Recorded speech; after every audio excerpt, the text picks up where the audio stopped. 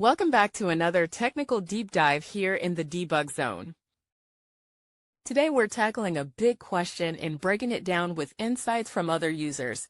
Hopefully this clears up some misconceptions and helps you get the answer you need.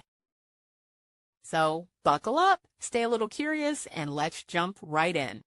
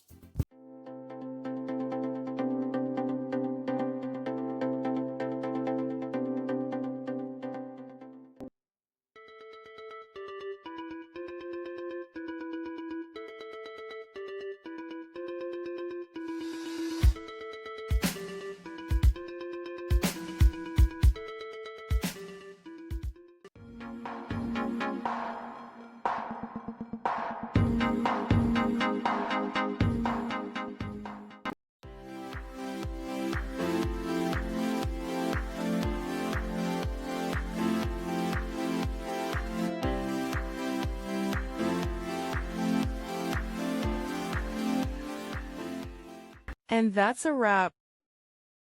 I hope you found the answer you were looking for. If you did, take a second to hit that subscribe button. It really helps out. And let me know in the comments which solution worked best for you. See you next time in the debug zone.